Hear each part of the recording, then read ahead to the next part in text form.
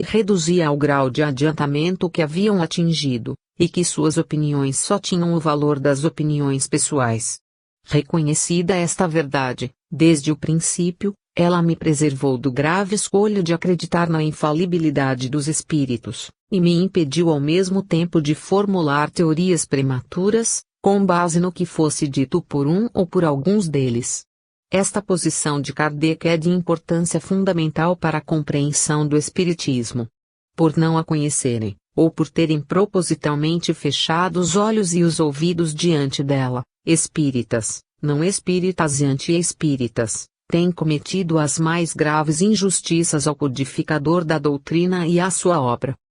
Partindo da constatação de um fato, a existência de um mundo invisível que circundava o visível, o professor Rivail iniciou a exploração desse mundo. A mensagem da sexta escrevente lhe abrira as portas desse aspecto desconhecido da natureza, que uns fantasiavam e outros negavam, em virtude mesmo da impossibilidade de conhecê-lo. Dali por diante, a alma não seria mais do outro mundo, mas deste mundo, e os mistérios do além-túmulo estariam abertos à investigação positiva.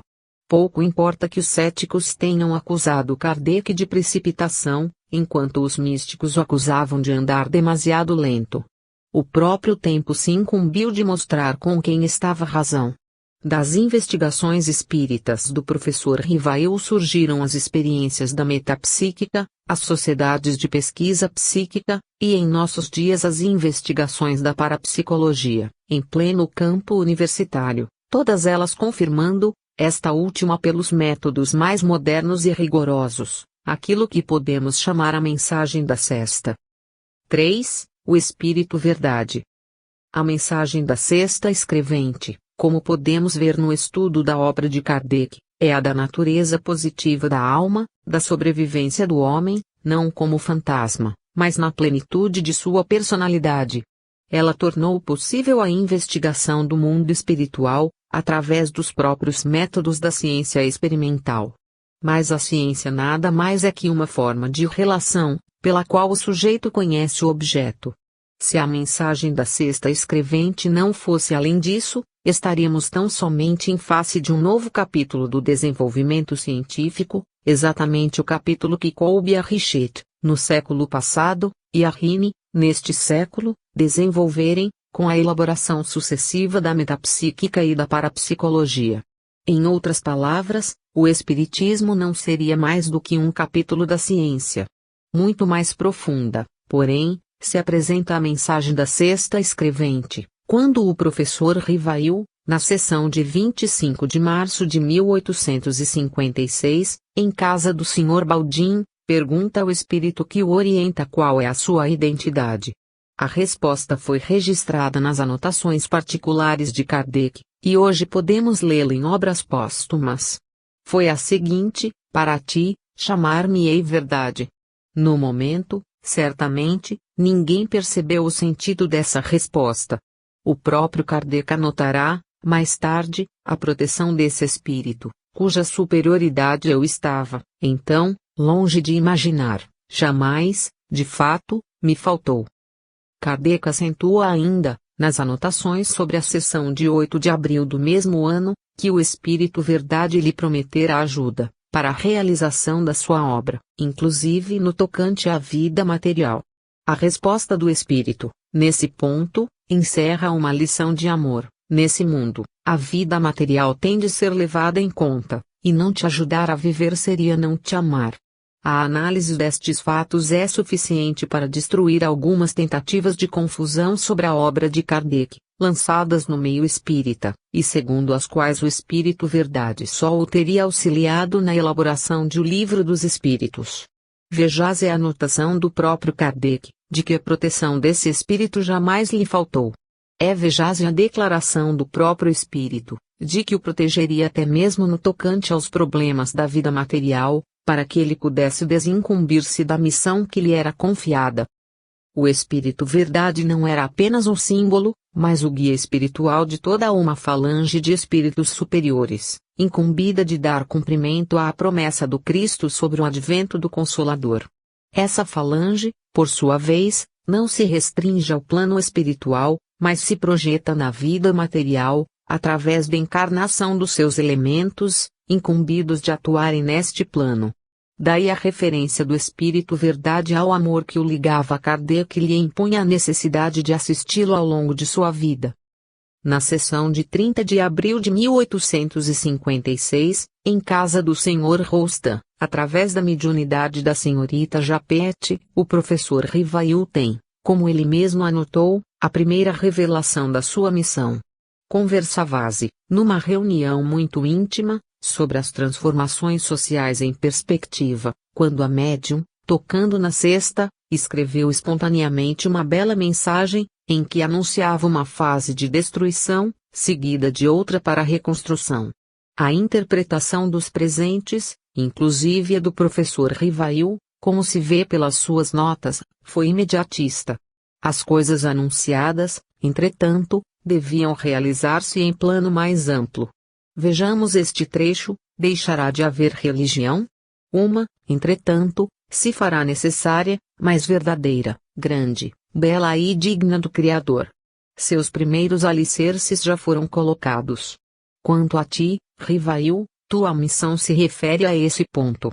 Participava da reunião um moço que Kardec designa apenas pela inicial M, explicando que era dotado de opiniões radicalíssimas, envolvido nos negócios políticos e obrigado a não se colocar muito em evidência. Um revolucionário, portanto. O espírito toma esse moço como símbolo da primeira fase, a de destruição, e aponta para ele o lápis da cesta, afirmando: a ti, M, a espada que não fere, mas que mata. És tu que virás primeiro. Ele, Rivail, virá a seguir? É o obreiro que reconstrói o que foi demolido. Ao dirigir-se a Kardec, a cesta apontou para ele o lápis, novamente, como o teria feito uma pessoa que me apontasse com o dedo, segundo a anotação. Kardec informa que M, acreditando tratar-se de uma próxima subversão, aprestou-se a tomar parte nela e a combinar planos de reforma. A mensagem, porém, tinha sentido mais amplo e mais profundo, e suas profecias ainda se realizam, ainda se processam aos nossos olhos. André Moreio, em seu livro recente sobre a vida e a obra de Allan Kardec, Éditions Sperar, Paris, 1961. La vie et l'œuvre d'Allan Kardec, acentua que o obreiro escolhido para a reconstrução se pôs a trabalhar, mas era um obreiro que tinha atrás de si uma longa experiência pedagógica, que sabia tratar do problema, realizar as experiências necessárias, enquadrá-lo num conjunto harmonioso e arquitetural. Conclui afirmando: esse pensador laborioso é um arquiteto, e o edifício por ele construído não poderá jamais ser destruído pela crítica ou o assalto dos adversários. Essa proclamação de Moreio, feita com pleno conhecimento da causa espírita, nas letras francesas de hoje, reafirma a perenidade da obra de Kardec e a sua vitalidade na França, de onde os adversários querem nos convencer que ela foi excluída. A obra de Moreio tem ainda outro sentido, ou seja, o de mostrar que a interpretação do Espiritismo em seu tríplice aspecto, segundo apresentaram Kardec, Salce, Denis e outros como ciência, filosofia e religião conserva a sua plena e vigorosa validade no moderno pensamento espírita da França. Com respeito ao Espírito Verdade, Moreio sustenta a reivindicação kardeciana. A obra espírita de Allan Kardec, no seu aspecto religioso, aparece como um ditado do Espírito da Verdade, que é justamente o Consolador. O Espiritismo é, portanto, a religião fundada na promessa do Cristo, é o terceiro testamento anunciado aos homens. E esclarece, a seguir, o que é novo, portanto, no Espiritismo, em relação à religião cristã, é a explanação mais lógica e mais profundamente moral dos Evangelhos, no que eles possuem desde há 2000 anos.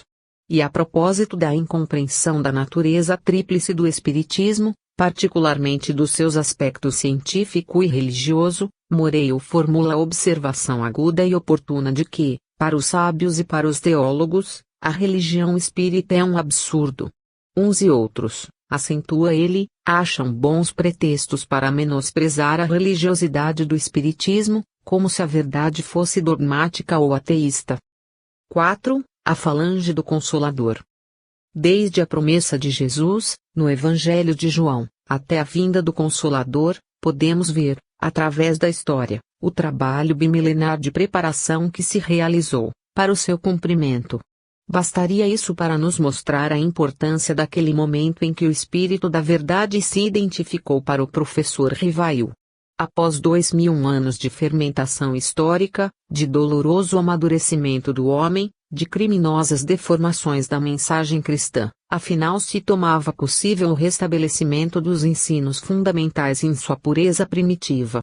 De um lado, o Espírito da Verdade se apresentava aos homens, à frente de elevadas entidades espirituais, que voltavam à Terra para completar a obra do Cristo. De outro lado, Allan Kardec se colocava postos, à frente de criaturas espiritualizadas, dispostas a colaborarem na imensa tarefa.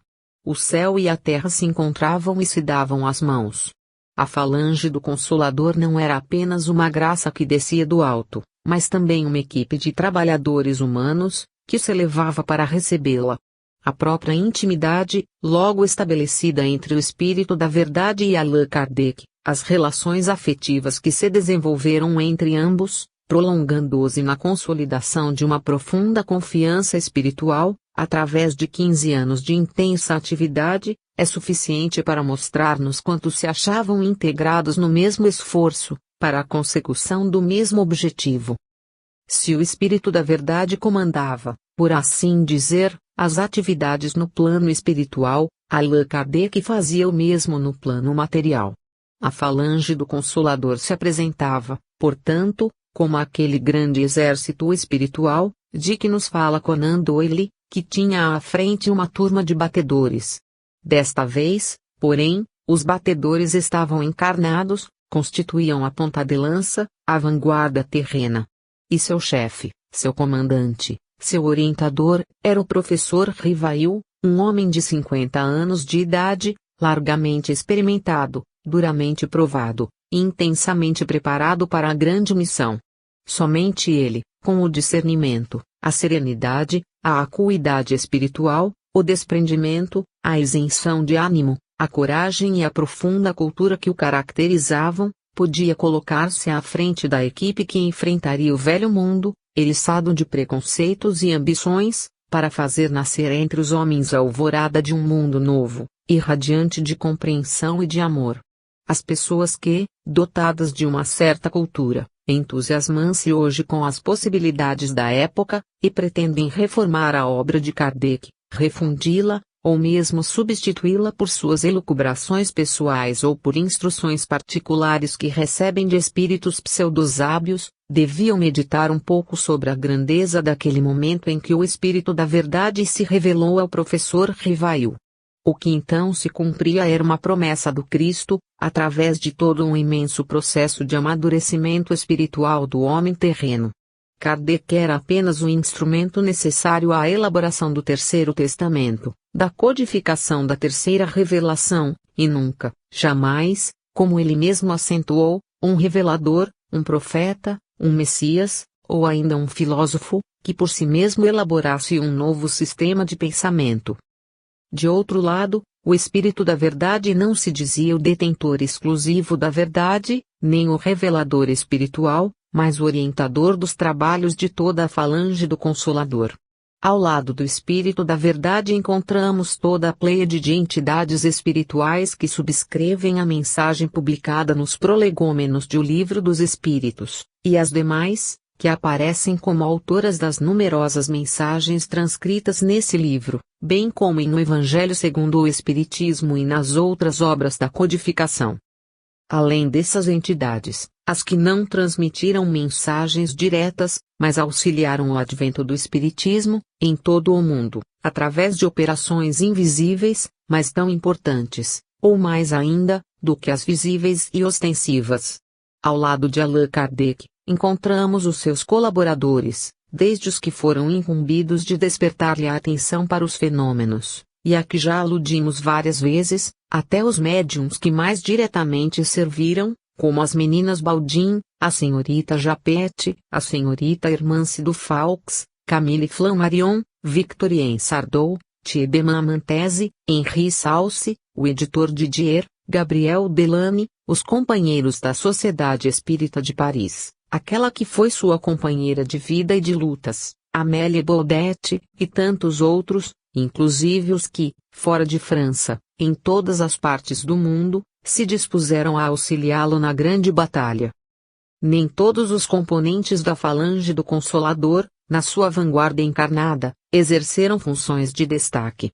Entretanto, quantos trabalhadores humildes, que passaram despercebidos aos olhos humanos, brilham felizes nas constelações espirituais.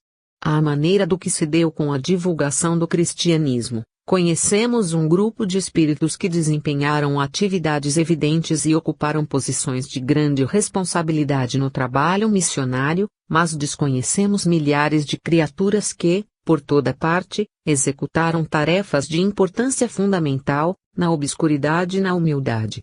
Da mesma maneira, não conhecemos a extensão dos trabalhos espirituais, desenvolvidos no espaço, e ignoramos os nomes, até mesmo, dos principais espíritos a serviço da causa.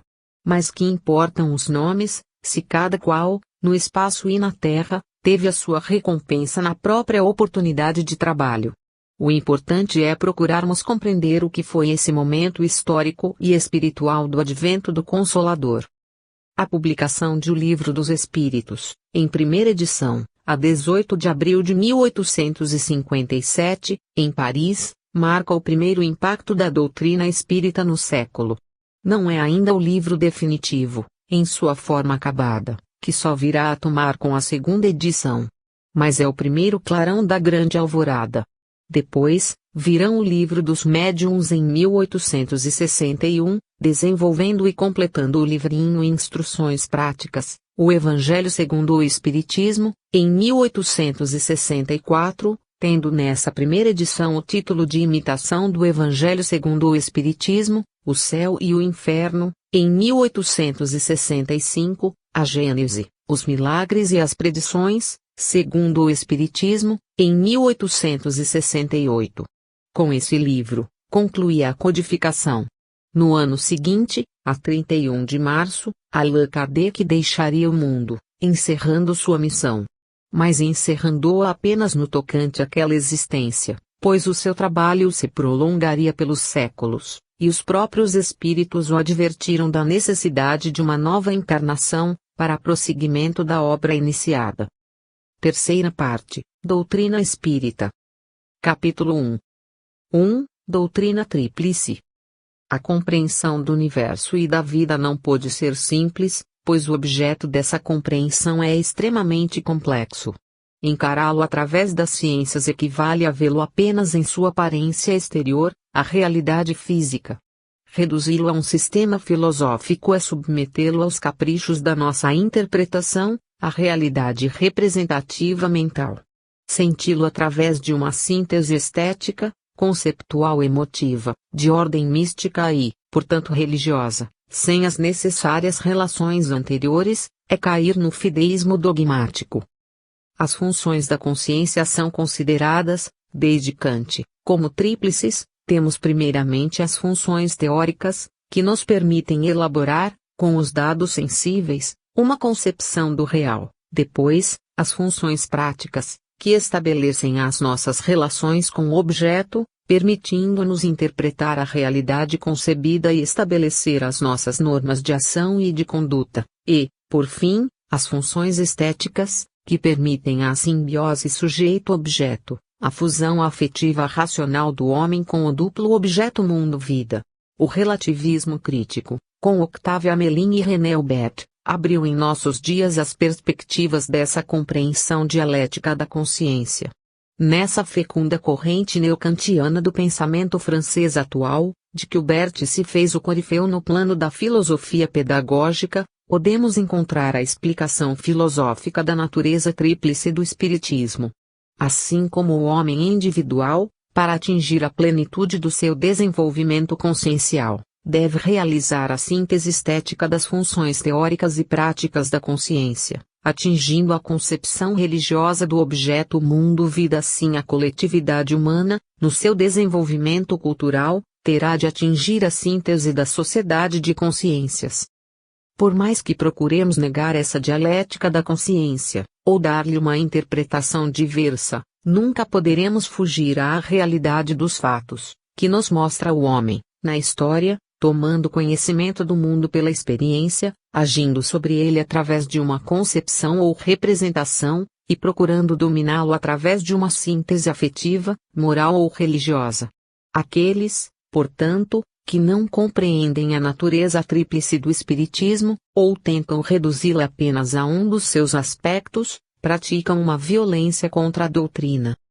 Os que, fora do espiritismo, condenam o que costumam chamar de duplicidade científico-religiosa, ou lhe negam a natureza filosófica, estão agindo de má fé, muitas vezes na defesa de interesses próprios, sectários ou profissionais, ou revelam ignorar o processo do conhecimento, sua diversidade dialética no plano da análise ou da razão, e sua unidade sintética no momento vital da fusão afetiva.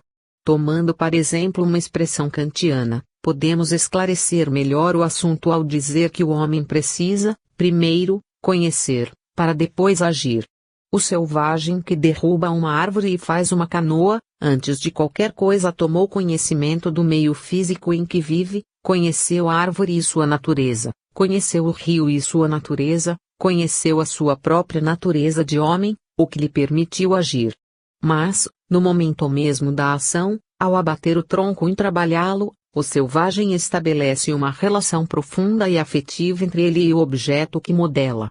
É essa reciprocidade dialética vista por Hegel e sistematizada por Marx em sua teoria do valor. Modificando o mundo, o homem se modifica. Aperfeiçoando o mundo, ele próprio se aperfeiçoa. O momento exato da modificação, do aperfeiçoamento, é também o da síntese afetiva, o da religião. Por isso, as religiões primitivas se caracterizam pelo fazer, se representam pelo feito, pelo fetiche.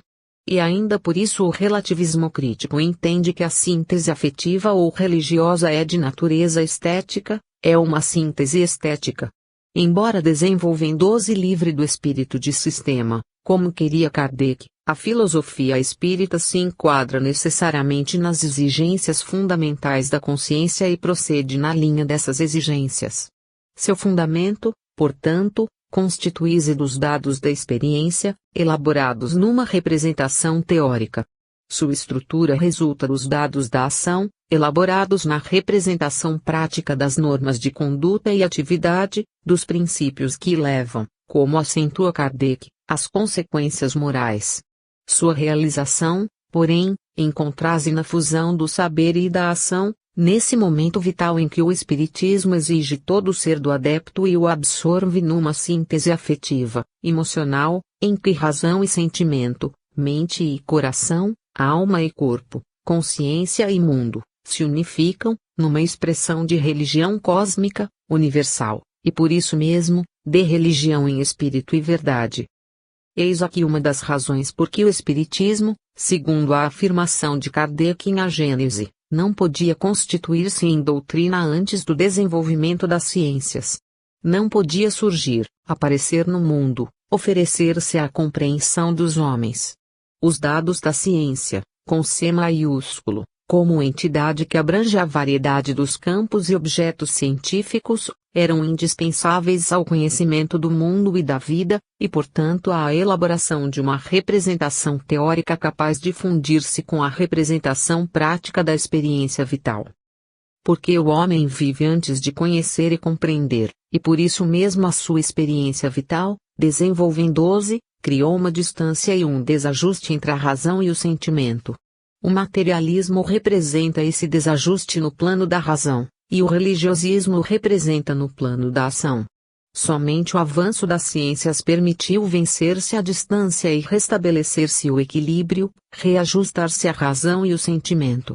Não obstante, esse reajustamento não se efetua mecanicamente, mas dialeticamente, através da dinâmica das oposições.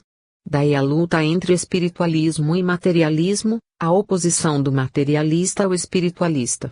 É claro que a razão está com o espiritualista, no tocante ao fundamental, mas no tocante ao momentâneo, ao imediato, Ao agora existencial, ela está com o materialista. O espiritismo surge como um mediador, o instrumento teórico prático, e, portanto, estético, do reajustamento necessário. Não somente a sua elaboração mas a sua própria compreensão pelos homens dependia da evolução espiritual da humanidade. E a prova aí está, bem clara, na incompreensão da natureza tríplice do espiritismo, revelada não somente pelos seus adversários, mas também por muitos dos seus adeptos, inclusive intelectuais. O primeiro passo a darmos, portanto, na compreensão da doutrina espírita, após o estudo histórico dos seus antecedentes e da sua elaboração, é no sentido dessa visão global, que nos apresenta como doutrina tríplice. 2. O homem trino. As investigações e os estudos psicológicos nos mostram o desenvolvimento do homem como um processo psicogenético. Os dados da psicologia da criança e da psicologia da adolescência, partindo da indiferenciação psíquica das primeiras fases da inuância, levam-nos à definição do eu e à elaboração da personalidade, como afirmação da consciência, em sua plenitude, no agora existencial. Mas todos esses dados, ao contrário do que pretendem as correntes de pensamento materialista ou positivista, comprovam um pressuposto religioso e filosófico da existência do espírito. A própria ontologia fenomenológica do existencialismo sartreano não pode fugir a essa realidade, ao colocar o problema do ser na existência como um desenvolvimento dialético do hegeliano. A fase infantil de indiferenciação psíquica é exatamente aquela em que o ser, na sua forma priorística, como em si, e portanto na sua anterioridade espiritual, luta para se integrar na existência. Essa luta se resolve na progressiva definição do eu, isto é, no domínio progressivo do instrumento físico da manifestação, pelo espírito que nele se manifesta. A elaboração da personalidade atual, muito longe de ser um processo improvisado e imediato, revela a presença de uma herança psíquica, e portanto de elementos anteriores. Que em vão o materialismo científico pretende reduzir as leis da hereditariedade biológica.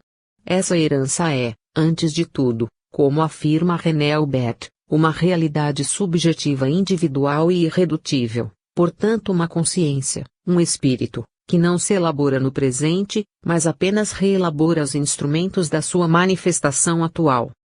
O Espiritismo esclarece o que podemos chamar a mecânica dessa manifestação, através de uma concepção trinária do homem. O elemento fundamental da evolução psicogenética é o espírito, o próprio ser que se projeta na existência. Nele está o poder que aglutina os demais elementos, que os coordena e os põe em desenvolvimento. Em segundo lugar aparece o perispírito ou corpo espiritual, duplicata energética do corpo físico, ou o modelo energético deste, como queria Claude Bernardi. E em terceiro lugar, o próprio corpo físico, resultante de um verdadeiro processo dialético, síntese orgânica do espírito e do perispírito, que permite a presença do ser na existência.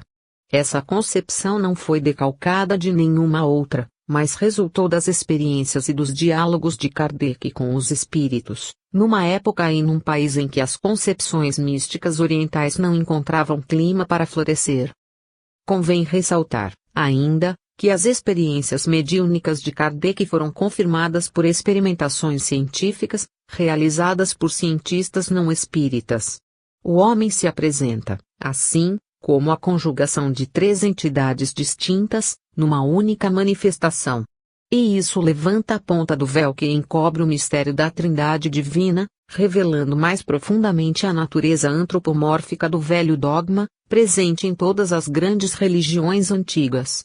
Por outro lado, essa concepção nos faz compreender a existência, no plano coletivo, de uma fase de misticismo indiferenciado, ou de indiferenciação mística, em que a realidade espiritual, confundida com a material, assemelhais-se à indiferenciação psíquica das fases infantis, no plano individual. O dogmatismo então se explica, da mesma maneira, como a necessidade de elaboração racional da realidade, que se exprime através do apriorismo absolutista da intuição. O dogma de fé das religiões equivale ao quero irracional das crianças, que querem e exigem, mesmo sem saberem por quê. As três funções da consciência, a teórica, a prática e a estética, têm suas raízes, portanto, na própria estrutura tríplice do homem. Se definirmos a primeira dessas funções como sendo a razão, o esquema de representações teóricas da realidade objetiva, compreenderemos que o homem, antes de conhecer e compreender, vive e experimenta. Essa vivência, que lhe dá a experiência vital, da qual decorrem as categorias da razão, pelo fato mesmo de se desenvolver num processo, de se desdobrar, separa a razão do sentimento, estabelece dois planos distintos na consciência. O que estava fundido na indiferenciação psíquica, separa-se, ao diferenciar-se. A seguir, o desenvolvimento da razão, absorvendo o interesse do homem pelo conhecimento do mundo, provoca a alienação do espírito. É assim que o materialismo aparece, na história, como uma flor de estufa, um produto artificial da razão, elaborado pelas elites intelectuais, sem jamais penetrar as camadas profundas da vida social. É por isso que nunca houve, e jamais haverá, um povo materialista e ateu. As fases racionais de descrença nada mais são do que momentos de desequilíbrio, que acabam reconduzindo os homens ao espiritualismo, através da síntese estética. A concepção espírita do homem, como unidade trina, tanto se opõe ao dualismo religioso, quanto ao monismo materialista e ao pluralismo ocultista. Não obstante, como essa concepção é uma síntese estética, nela encontramos os elementos opostos, reduzidos ao equilíbrio da fusão.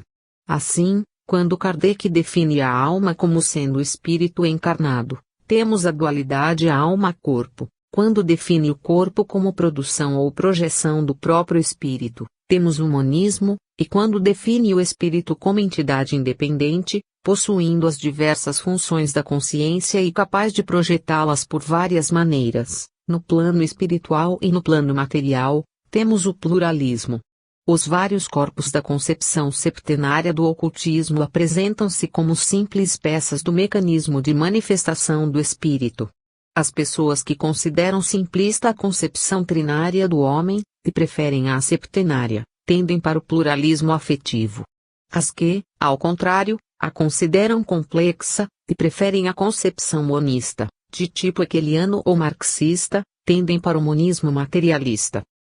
O homem trino é, portanto, uma concepção típica do espiritismo, resultante da síntese dialética que se processou no desenvolvimento histórico da humanidade. Uma concepção que assinala a maturidade espiritual do homem, pois representa a superação das fases de sincretismo afetivo e de egocentrismo racional, tanto existentes no indivíduo, quanto na espécie. 3. Pluralismo e monismo.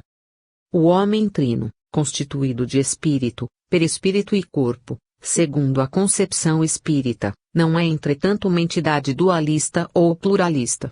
Pelo contrário, sua natureza é monista, no sentido unitário, original, da expressão. O homem trino é essencialmente uno, porque é espírito, e só este o define como ser. O perispírito e o corpo físico não são mais do que os instrumentos da sua manifestação. No fenômeno da morte, temos o aniquilamento do corpo físico, seguido da sobrevivência pelo perispírito. Este também pode ser aniquilado, e a ele sobreviverá o espírito, que o reconstruirá quando necessário, como também reconstruirá o corpo físico. Há duas espécies de objeção filosófica, que os pensadores modernos, apoiados na concepção científica, opõem a essa concepção espírita do homem. A primeira é a do dualismo. Entendem que o homem do espiritismo é o mesmo das religiões dualistas, implicando a dicotomia alma-corpo. A segunda é a do pluralismo, decorrente da sua constituição tríplice. A essas duas espécies de objeção a resposta se encontra na própria doutrina. O espiritismo é uma concepção monista do universo, pois apresenta como fundamento de toda a pluralidade existencial a realidade única do espírito. Não há dúvida que as dicotomias alma-corpo e Deus-mundo aparecem nessa concepção. E a afirmação da sua natureza monista se torna mais complexa e difícil, quando, saindo do plano individual, para o universal, encontramos a negação do panteísmo. Kardec afirma, no primeiro capítulo de O Livro dos Espíritos, comentando a concepção de Deus formulada pelos Espíritos, a inteligência de Deus se revela nas suas obras, como a de um pintor no seu quadro. Mas as obras de Deus não são o próprio Deus, como o quadro não é o pintor que o concebeu e executou. A distinção é precisa. Deus é o obreiro, o universo é a sua obra. Mas não devemos esquecer que a analogia é apenas uma forma de esclarecimento, uma ilustração de processos que não podem ser descritos com precisão. Se o pudessem, a analogia seria dispensável. Podemos dizer que Deus está para o universo assim como o espírito está para o corpo. De qualquer maneira, o corpo é uma projeção do espírito na matéria, é obra do espírito. Por isso mesmo, não é o espírito. Não obstante, só existe e só vive em função do espírito, penetrado por ele, submetido às suas leis. Na vida física, identificamos o espírito pelo corpo. E mesmo depois que este perece, é ainda através da sua forma que identificamos o espírito, nos fenômenos de vidência, de aparição e de materialização. Na própria vida espiritual, nas regiões próximas da densidade física, é a forma perispiritual do corpo que serve para a identificação do espírito. Esta sintonia perfeita, esta união que se resolve em identidade, ou esta unidade substancial, para falarmos com Aristóteles, tanto existe no plano individual, quanto no universal. Dela decorre a confusão entre a alma e o corpo, de que tratou Descartes, e a confusão entre Deus e o universo, que atingiu em Spinoza sua mais refinada expressão. Entendem alguns críticos do espiritismo que essas dicotomias são resíduos da formação religiosa de Kardec. Outros entendem que a separação entre Deus e o universo decorre da impossibilidade de uma definição de Deus, como alma do mundo, sem lhe ferir a perfectibilidade. Nenhuma, nem outra coisa. Kardec interrogou os espíritos, que sustentaram, como vemos nas perguntas e respostas de O Livro dos Espíritos, a independência de Deus em relação ao universo.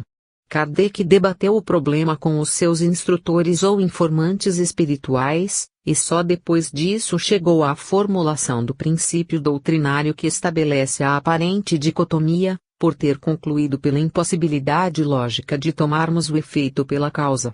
Além disso, o próprio exame da questão, no plano empírico, nos mostra uma sequência indisfarçável de ação e reação.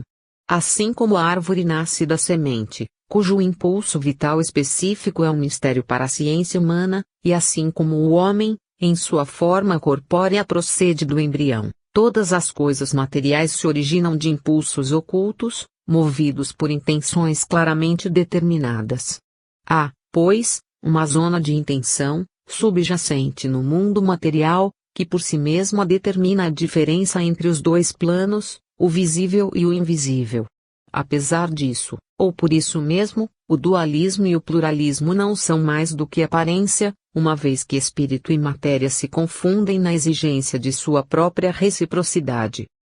Assim, o homem é ao mesmo tempo espírito e corpo, pois o corpo nada mais é que a manifestação do espírito.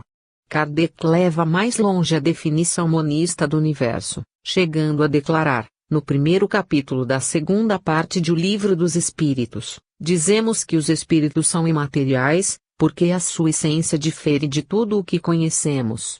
Os próprios espíritos lhe declararam que não é bem certo chamar o espírito de imaterial, acentuando, imaterial não é o termo apropriado, incorpóreo, seria mais exato, pois deves compreender que, sendo uma criação, o espírito deve ser alguma coisa. Como vemos, o dualismo e o pluralismo estão refutados pela própria doutrina, que se apresenta de maneira tríplice, fundada numa concepção tríplice do universo e do homem, mas tendo a sua triplicidade como simples estrutura funcional de um todo, que é único, do qual tudo procede e ao qual tudo reverte. Não é outra a concepção monista do materialismo científico, com a única diferença de encarar a unidade pelo lado de fora, que é o dos efeitos, ou da manifestação.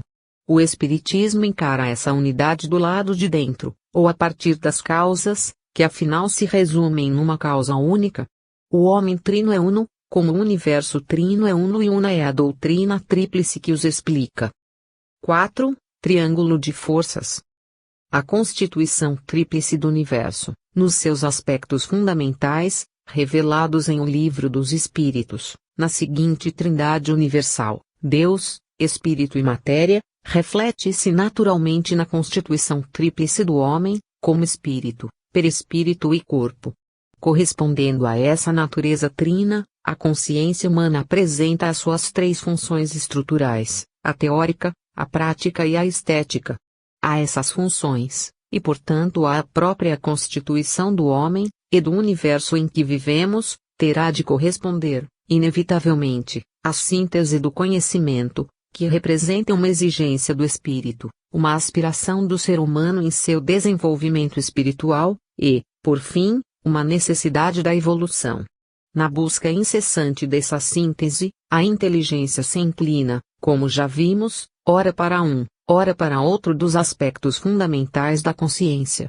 Somente com a realização da síntese nela própria, quando ela mesma atingir a unidade necessária, com a fusão da consciência teórica e da consciência prática na consciência estética, se torna possível a síntese universal, ou o conhecimento global, que abrange ao mesmo tempo as funções internas e externas da consciência, a afetividade, a volição e a inteligência. Esse conhecimento global apresenta, necessariamente, uma forma tríplice, na sua manifestação, mas repousa, internamente, sobre a unidade do ser. Esta unidade, por sua vez, tem a sua representação externa, que podemos chamar de sabedoria, ou mesmo de conhecimento, ou ainda de doutrina. Ao longo da história, e em relação com os graus de evolução de cada momento histórico, essa unidade tomou os mais diversos nomes, desde a magia dos tempos primitivos até os mistérios orientais, a filosofia grega e a ciência moderna. Hoje, porém, o nome que a define, para todos aqueles que compreenderam o processo do seu desenvolvimento, é apenas este: doutrina espírita. Porque entre todas as formas de saber, entre todas as formulações teórico-práticas da realidade universal, somente ela, a doutrina espírita, apresenta essa estrutura, ao mesmo tempo una e trina, que corresponde à estrutura da consciência e do universo.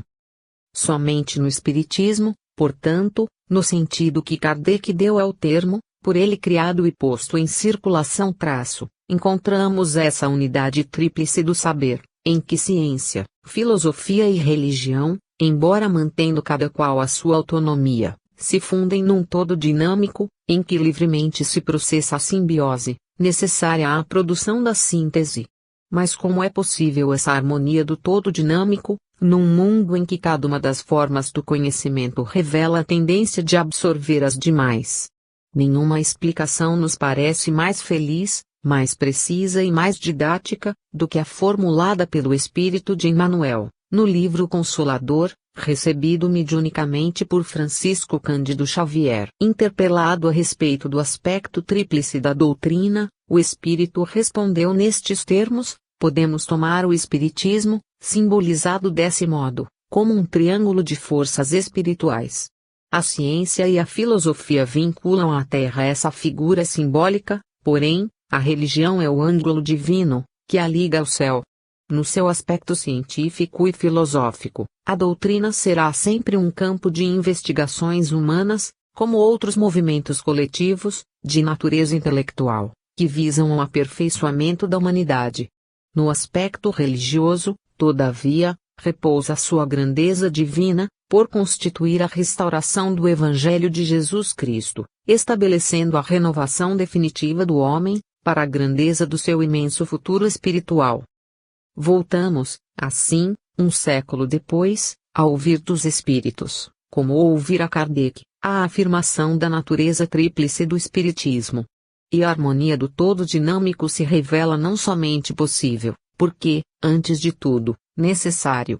De um lado, as investigações científicas da fenomenologia espírita e a sua interpretação filosófica, dão ao homem a segurança do conhecimento positivo da espiritualidade. De outro lado, a prática moral, decorrente dos princípios de uma religião racional, apoiada na ciência e na filosofia, assegurar-lhe o futuro espiritual, ao mesmo tempo em que lhe garante a tranquilidade no presente material, ou no agora existencial. O homem se encontra a si mesmo, no triângulo de forças da concepção espírita.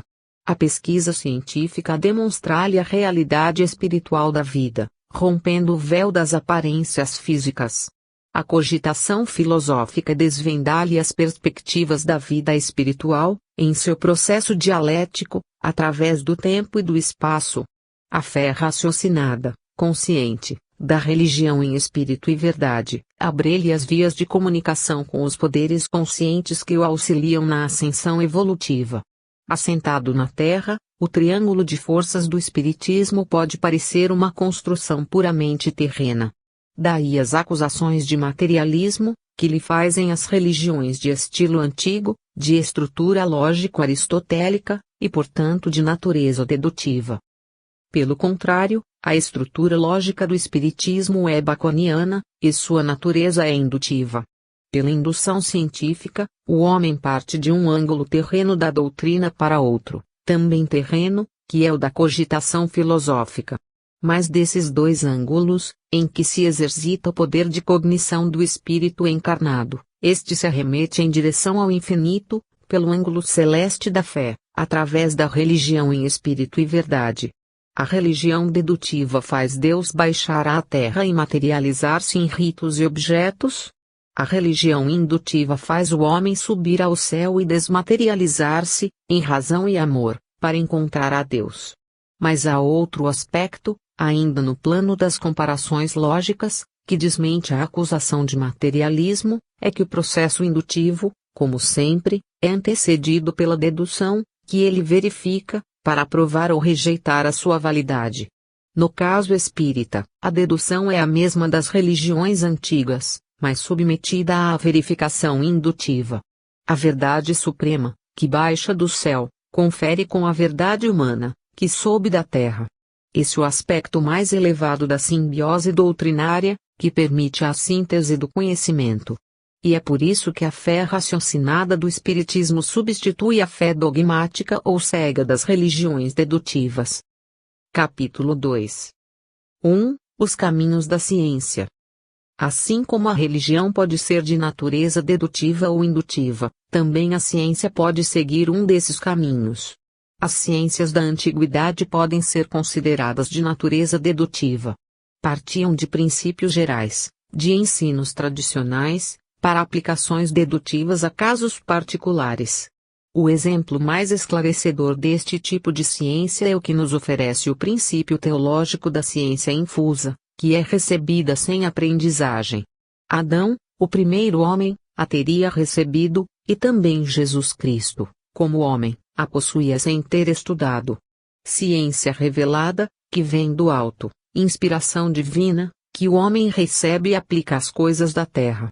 A tradição escolástica medieval é o exemplo clássico da ciência dedutiva, aristotélica, contra a qual se processou a revolução indutiva de Francis Bacon e a revolução racionalista de René Descartes. A experiência baconiana e a razão cartesiana representam as duas reações contra a autoridade da mística e da tradição, despertando o homem para a necessidade de verificar a exatidão e a segurança de seus pretensos conhecimentos. Dois poderes foram postos em choque, de maneira definitiva, por essas duas formas de reação: o poder da mística oriental, que se apresentava como revelação divina, e o poder da tradição aristotélica, que se definia como sujeição da razão humana àquela revelação. A partir daquilo que podemos chamar a revolução metódica, ou ainda a revolução do método, pois tanto Bacon quanto Descartes partiram da necessidade de um método para a conquista do conhecimento verdadeiro, os caminhos da ciência foram modificados.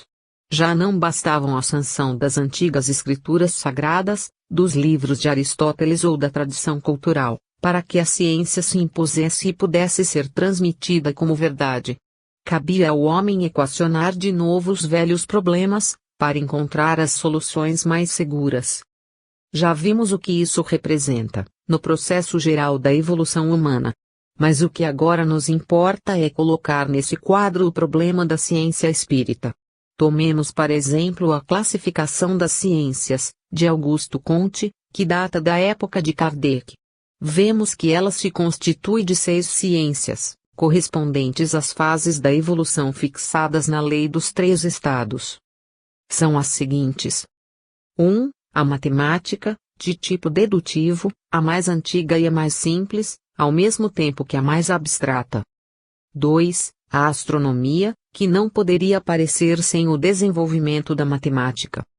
3. A física, que decorre da existência das 2 anteriores, e que, embora tendo por objeto concreto, depende dos conceitos abstratos da matemática. 4. A química, que não poderia existir sem o aparecimento das anteriores. 5. A biologia, que parece nascer diretamente das 2 últimas. 6. A sociologia, que é ao mesmo tempo uma física, uma química e uma biologia social, e por isso mesmo a mais complexa e a mais recente das ciências. Para Comte, não existia a psicologia, uma vez que a alma se explicava como simples consequência do dinamismo orgânico. A sociologia, rainha das ciências, representava o acabamento do edifício do saber. Não obstante, no volume 4º da Revue Spirit, de abril de 1858, Kardec publica, precedido de breve comentário, interessante trecho da carta que lhe dirigira um leitor, perguntando-lhe se um novo período não estava surgindo para as ciências, com a investigação dos fenômenos espíritas.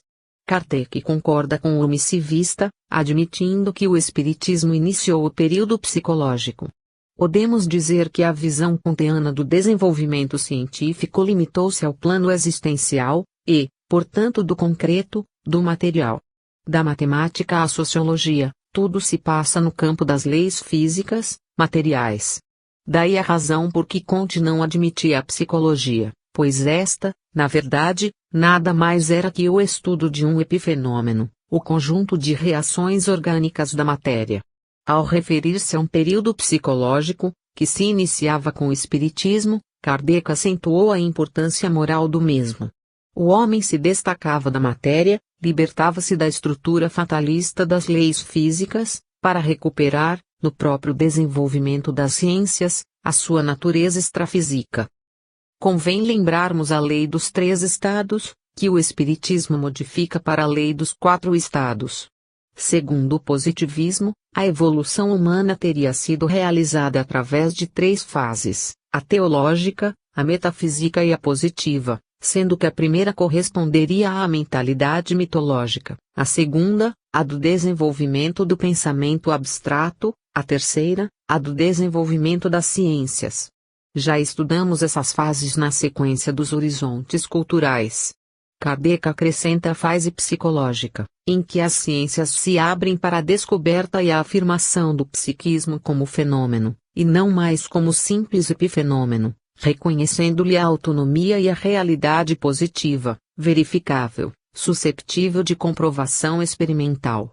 Vemos a confirmação desse pensamento de Kardec ao longo de toda sua obra.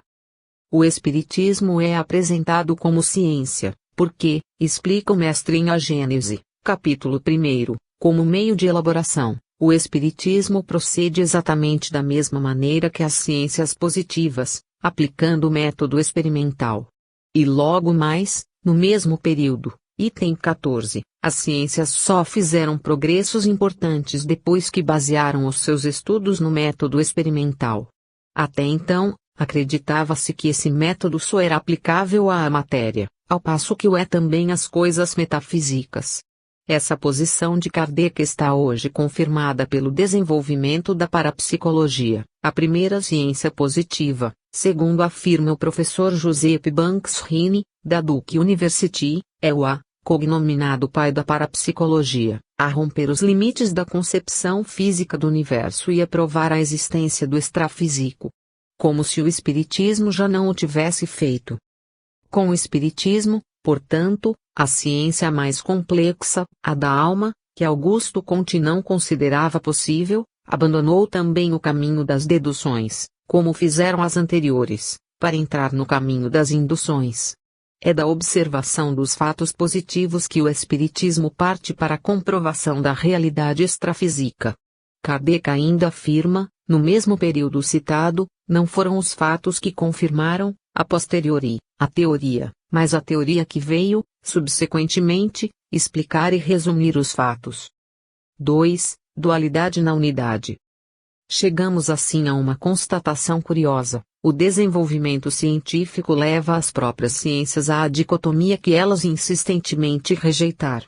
A dualidade cartesiana, hoje considerada herética, tanto nas ciências quanto na filosofia, volta a se impor, no momento mesmo em que as ciências parecem dominar soberanamente o mundo do conhecimento. Quando a realidade extrafísica era mais fortemente repudiada, para sustentar-se, como base única da certeza do conhecimento e da segurança do homem, apenas a realidade física, eis que esta se desmorona, ao impacto das investigações parapsicológicas, que nada mais são do que o desenvolvimento, no plano material, das pesquisas espíritas e metapsíquicas. Mas além desse impacto, outro ainda mais forte vem atingir a sólida muralha dos conceitos físicos, a própria física, para progredir, se desfaz em energética. O desenvolvimento da física nuclear nada mais é do que a negação da matéria, segundo as próprias expressões de Albert Einstein, Arthur Compton, e outros físicos eminentes. Assim, em dois sentidos diversos, nas ciências do homem e nas ciências da natureza, o materialismo e o positivismo se desfazem, como simples miragens científicas. E, em lugar de ambos, impõe-se a realidade da ciência espírita. Kardec afirmou, há mais de 100 anos, em O Livro dos Espíritos, com a serenidade do homem que realmente sabia o que estava escrevendo: o Espiritismo é a ciência nova que vem revelar aos homens, por meio de provas irrecusáveis, a existência e a natureza do mundo espiritual, bem como as suas relações com o mundo corpóreo. Vemos isso no item 5 do capítulo 1 graus do livro citado. E logo mais, no item 8, acentuou: a ciência e a religião são as duas alavancas da inteligência humana. Uma revela as leis do mundo material, e a outra as do mundo moral, tendo, no entanto, umas e outras, o mesmo princípio, Deus. Razão porque não podem contradizer-se. Como ciência nova, última da escala das ciências, o Espiritismo abre uma nova era na história do conhecimento. E como todas as eras novas, esta se apresenta confusa, aparentemente cheia de contradições. A primeira e a mais forte dessas contradições, a que mais perturba os homens de ciência, é precisamente a da dicotomia a que já nos referimos.